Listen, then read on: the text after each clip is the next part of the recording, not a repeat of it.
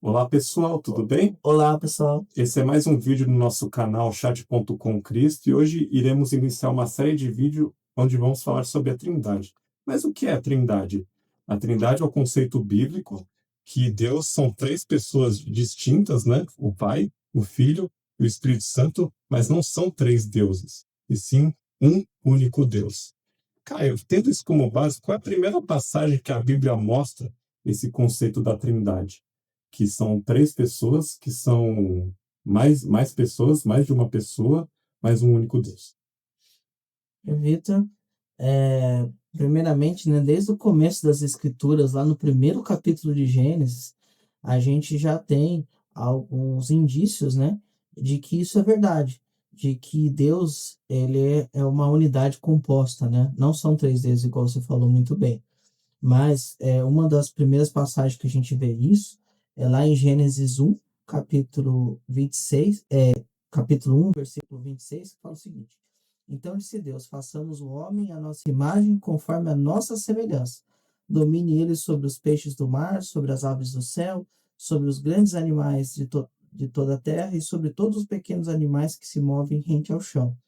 Aqui a gente tem o verbo façamos, plural, e o a nossa imagem e semelhança. Então a gente já vê aqui uma questão de pluralidade, né? Em Gênesis 11, 5, do 5 ao 7, né? Principalmente no versículo 7, quando está falando lá da Torre de Babel, fala o seguinte: venhamos, desçamos e confundamos a língua que falam, para que não entendam mais uns aos outros. Aqui, mais uma vez, a gente vê a ideia de pluralidade, né? Além disso, em próprio Gênesis 1, no versículo 1 e 2, é citado já o Espírito Santo, né? Se a gente for ver lá, Gênesis 1, primeiro versículo da Bíblia, né, fala o seguinte: No princípio criou Deus os céus e a terra. E a terra era sem forma e vazia, e havia trevas sobre a face do abismo, e o Espírito de Deus se movia sobre a face das águas. Então, desde lá do primeiro capítulo de Gênesis, lá no segundo versículo, já está citando o quê? O Espírito de Deus, né? A gente sabe que na revelação do Novo Testamento, de que Jesus Cristo estava na criação e por meio dele todas as coisas foram feitas, né? Isso fica bem claro lá em Colossenses capítulo 1, dos versos 15 ao 17, eu vou ler aqui rapidamente, fala o seguinte: Ele é a imagem do Deus invisível, o primogênito sobre toda a criação, pois nele foram criadas todas as coisas, nos céus e na terra, as visíveis e as invisíveis, sejam tronos ou soberanias, quer autoridades, quer poderes. Todas foram criadas para ele e por ele. Ele é antes de todas as coisas e nele tudo subsiste. Então, quando fala que Deus criou, foi por meio de quem? Do Verbo. Que o Verbo é quem? Jesus Cristo. Então, Jesus Cristo, ele já estava com Deus na criação. E quando fala de Espírito Santo, o apóstolo Pedro, ele vai falar que ali é o Espírito de Cristo, né? 1 Pedro, capítulo 1, versículo 10 e 11, fala o seguinte: Foi a respeito dessa salvação que os profetas falaram da graça destinada a vocês, investigando e examinando, procurando saber o tempo e as circunstâncias para as quais apontava o Espírito de Cristo, que neles estava, quando predisse o sofrimento de Cristo e as glórias que se seguiriam àqueles sofrimentos. Então, lá em Gênesis capítulo 1, versículo 2 já fala do Espírito de Deus, e aqui Pedro está falando que é o Espírito de Cristo. Então a gente já vê esse conceito, ainda que a palavra não apareça explicitamente, mas o conceito de trindade já desde o primeiro capítulo de Gênesis, né? Em 2 Pedro, capítulo 1, versículo 19 e 20, fala que todas as escrituras, inclusive a de Gênesis, foram inspiradas pelo Espírito Santo, da parte de Deus. Ele fala o seguinte, a partir do verso 19: Assim, temos ainda mais firme a palavra dos profetas, e vocês farão bem se a elas prestarem atenção, como uma candeia que brilha em lugar escuro, até que o dia clareia e a estrela da alfa nasça no coração de vocês. Antes de mais nada, saibam que nenhuma profecia da Escritura provém de interpretação pessoal, pois jamais a profecia teve origem na vontade humana, mas homens falaram da parte de Deus, impelidos pelo Espírito Santo. Então, o Espírito Santo, ele não é somente uma força ativa, ele não é somente algo que move por si só. Ele é uma pessoa, ele fica triste, ele tem sentimentos, né? Ele estava nos profetas aqui quando escreveram. Os profetas foram impelidos pelo Espírito Santo para escrever as Escrituras. Então, a gente sempre, desde o começo da Escritura, teve muito claramente esse conceito de trindade. Uma última passagem só para encerrar essa primeira pergunta, está lá em Isaías 63:10, fala o seguinte: mas eles foram rebeldes e contristaram o seu Espírito Santo, por isso ele se tornou o inimigo deles e ele mesmo lutou contra eles. Ou seja, o Espírito Santo, mesmo nas escrituras do Antigo Testamento, ele já ficava triste. Então, isso já é uma evidência de que Deus, né, o Senhor, né, soberano, ele tem um Espírito, tem, né, em Deus o Espírito Santo, assim como Jesus Cristo. Ou seja, são três pessoas e um único Deus. Obrigado pela resposta, Caio. Você mostrou o conceito de trindade, mas você falou no português, na língua portuguesa. Sabemos que o Antigo Testamento, que a gente está se atentando mais nesse vídeo, ele foi escrito em hebraico. E no hebraico, na língua original, ele tem essa mesma ideia de três pessoas, unidade composta, né? Três pessoas, um único Deus?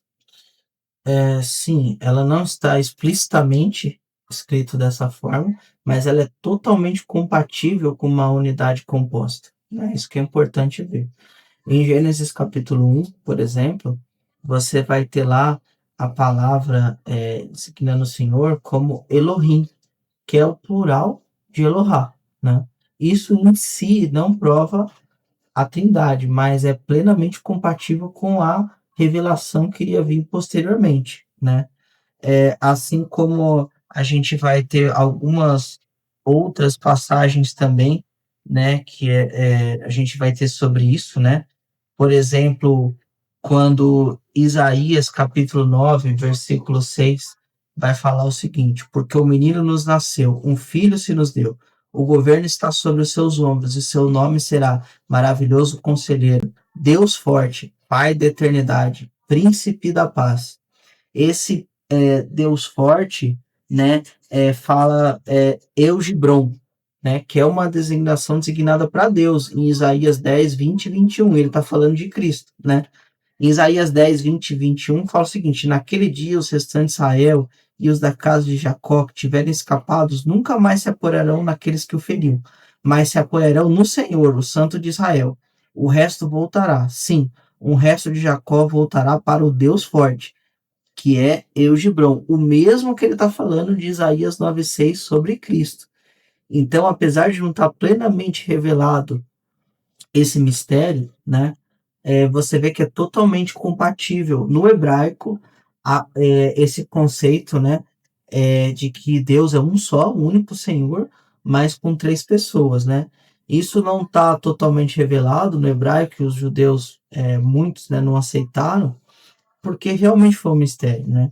Em Colossenses 1, a partir do verso 24 ao 28, está escrito o seguinte: agora me alegro, Paulo falando, nos meus sofrimentos por vocês, e preencho o que resta das aflições de Cristo na minha carne, a favor do corpo que é a igreja, da qual me tornei ministro de acordo com a dispensação da parte de Deus, que me foi confiado em favor de vocês, para dar pleno cumprimento à palavra de Deus.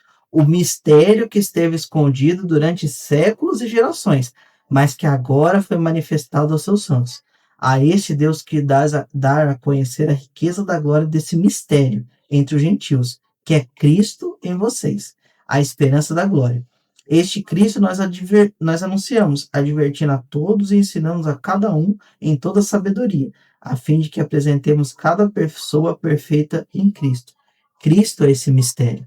Cristo que sempre esteve com Deus, né?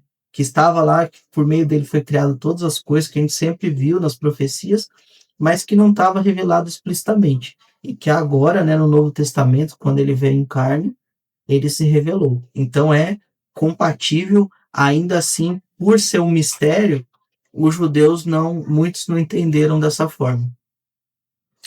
Obrigado, Caio, pela resposta. Mas, Caio, se são três pessoas em um, como explicar que é um único Deus? Porque se é 3 pessoas, não é 3 deuses? Muito boa pergunta, Victor. Obrigado também. Isso é uma confusão, né, que pode gerar, né? Achar que é uma simples matemática, né? 1 mais 1 mais 1, como que isso vai dar 1, né? Isso pode ser uma pergunta. A passagem que eu gostaria de analisar, inclusive, está no Antigo Testamento, tá? É Deuteronômio 6, versículo 4, né? Que fala o seguinte, na Nova Almeida atualizada: escute, Israel, o Senhor nosso Deus é o único Senhor. Então, parando para ouvir em português, dá a impressão de que, né? E como é verdade, né? Só tem um Deus. Mas aqui no próprio hebraico você vê o seguinte, que a palavra Ehad, que significa um, ela também é usada em contextos que é só um mesmo, uma coisa, mas também ela é usada em contextos de unidade composta. Por exemplo, no livro de Gênesis.